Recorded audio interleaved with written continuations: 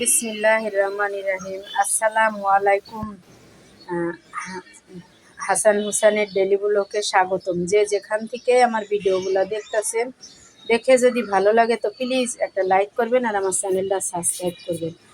তো শুরু করলাম প্রথম প্রাকৃতিক জিনিস দিয়েই, কারণ আমাদের এটা প্রতি মুহূর্তই লাগে। তো এর জন্যই শুরু করলাম আল্লাহর নাম নিয়ে। তো যাই হোক বন্ধুরা, তো দূরান্তরের থেকে আমার ভিডিওগুলা ঘরে বসে যদি দেখে থাকেন তো প্লিজ ধাক্কা দিয়ে চলে যাবেন না, একটা লাইক করবেন আর আমার চ্যানেলটা সাবস্ক্রাইব করবেন। আজকে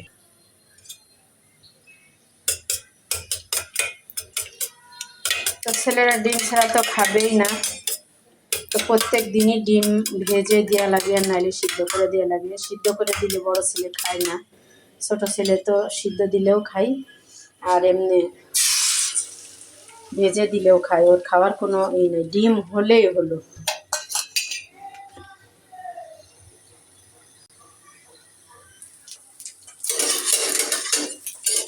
তো দুইটা এক লেগে দিয়েই ভেজে নিলাম, সময় নাই, দুজনা অর্ধেক করে কেটে দিব।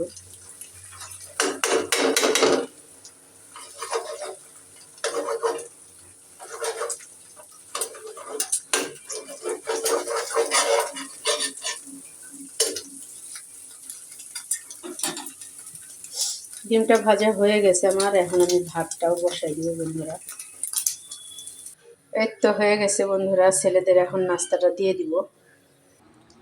তো এই যে বন্ধুরা খেতে দিয়ে দিছি, একটা রুটি কতক্ষণ যে লাগবে নি তা আল্লাহ জানে। আজকে আর আমি বৈশাখ খাওয়াইতে পারলাম না, আজকে আমার প্রচুর কাজ আছে বন্ধুরা। তোর জন্য বললাম যে বাবা আজকে ভদ্রের মধ্যে একটু খেয়ে নাও, পরে আমি সময় করে দুপুরবেলায় খাওয়াইয়া প্রাইভেটে নিয়ে যাবো নি।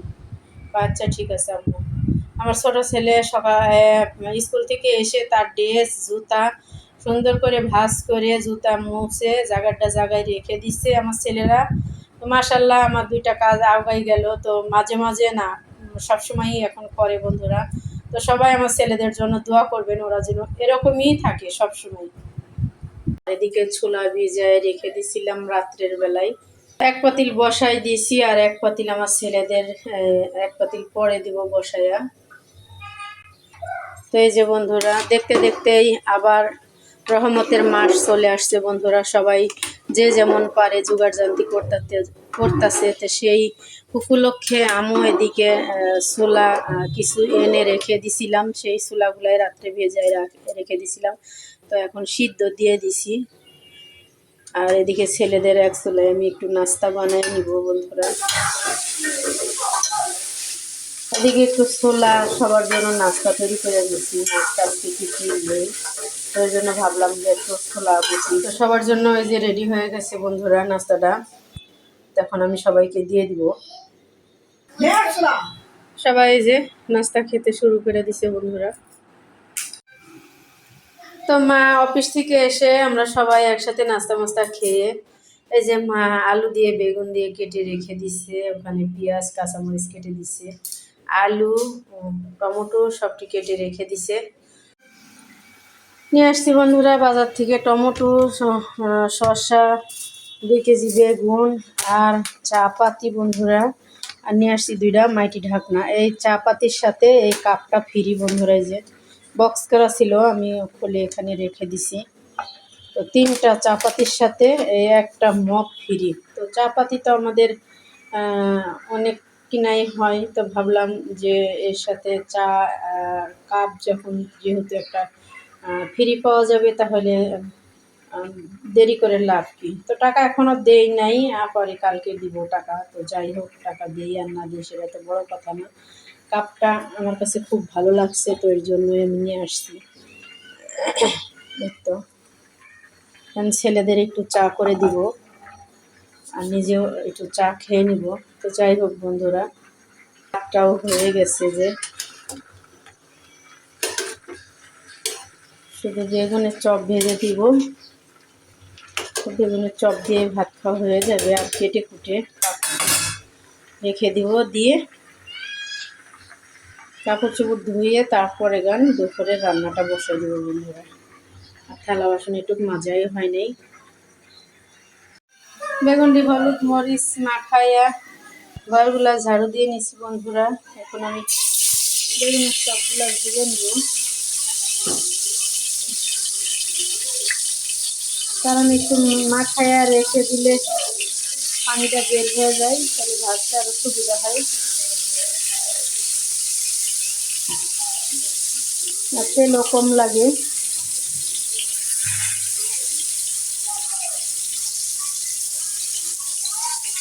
এই যে দেখো বন্ধুরা, এই যে কত পানি বেরোচ্ছে।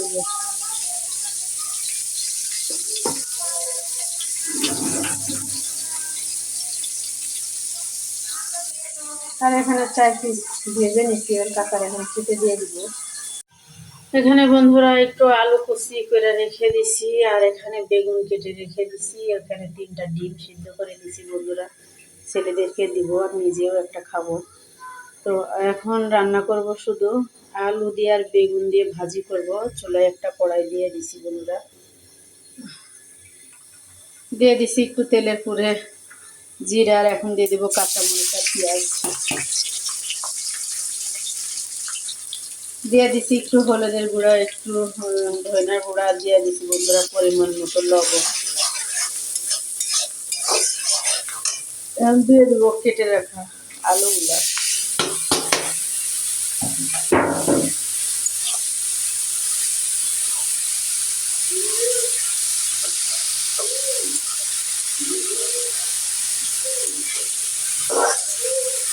একটা আলু আর একটা বেগুন দিয়ে ভাজি করবো সকাল আর রাত্রের জন্য।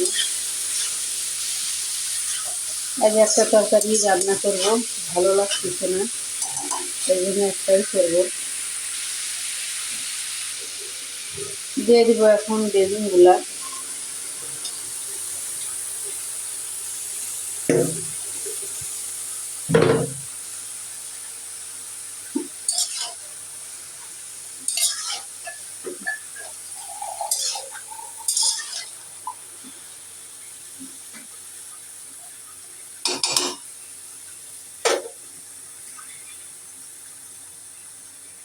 ভিডিওটা যে যেখান থেকে দেখতেছে বন্ধুরা, দেখে যদি ভালো লাগে তো প্লিজ একটা লাইক করবেন, আর আমার চ্যানেলটা সাবস্ক্রাইব করবেন। হাসান হোসেনের ডেইলি ব্লগ। ভালো থাকেন, সুস্থ থাকেন, আল্লাহ হাফেজ, আসসালামু আলাইকুম।